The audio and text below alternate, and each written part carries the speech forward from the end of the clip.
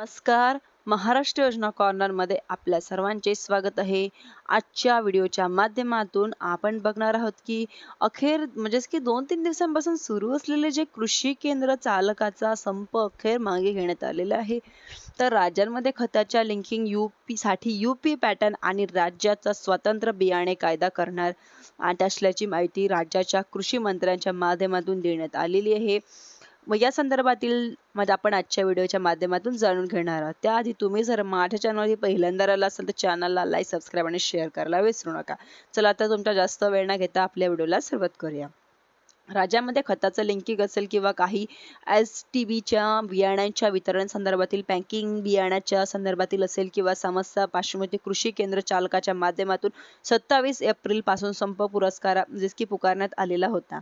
या संपावरती तोडगा काढण्यासाठी मंत्रालय परिषद सभागृह व राज्याचे कृषी मंत्री दत्तात्रय भरणे यांच्या अध्यक्षतेखाली एक महत्त्वपूर्ण अशी बैठक पार पाडली.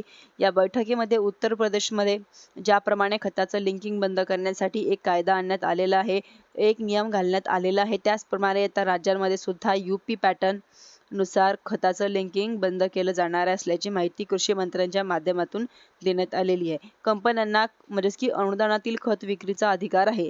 त्या कंपन्यांना विना अनुदानाची खत आणि इतर कृषी निशिष्टांची विक्री करता येणार नाही, अशा प्रकारची माहिती देण्यात आलेली आहे. या माध्यमातून व राज्यांमधून येणार अप्रमाणित म्हणजेच की STBT कापसाचं बियाणं आहे, या बियाण्यावरती सुद्धा केंद्र आणि गृह विभागाशी समन्वय साधून कारवाई केली जाईल. अशा शेतकऱ्यांना पारदर्शक पद्धतीने दर्जेदार बियाणं मिळावं यासाठी पोर्टल वापर प्रभावी करण्याचं आव्हान या ठिकाणी दिलेलं आहे.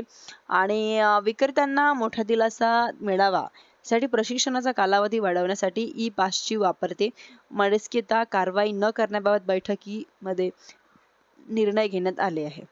आणि आता म्हणजेच की 2025च्या पावसाळी अधिवेशनामध्ये बियाणे कायदा 1966 मध्ये प्रस्तावित बदल आणि सुधारणा विधेयक संदर्भातील दिलेल्या आश्वासन संदर्भात बैठक नियोजन करण्यात आलेली होती व शेतकऱ्यांना स्वतःचं बियाणं साठवण, वापरणं, देवाणघेवाण करणं आणि ब्रँडेड नाव न वापरणं, विक्री करण्यात कायदेशीर संरक्षण देण्यात, शेतकऱ्यांना दर्जेदार बियाणं उपलब्ध व्हावे यासाठी कायदेशीर संरक्षण मिळावं, असे खराब निघाल्यास त्यांना नुकसान भरपाई तत्काळ मिळावी अशा प्रकारची शिफारसीसह राज्याचे स्वतंत्र बियाणे कायदा करण्यात येणार असल्याची माहिती कृषी मंत्र्यांच्या माध्यमातून या ठिकाणी देण्यात आलेली आहे.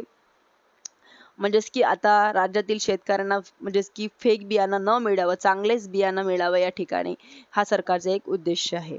तुम्हाला जर ही माहिती मदतफूल वाटली असेल तर चॅनलला सबस्क्राईब करायला विसरू नका. धन्यवाद.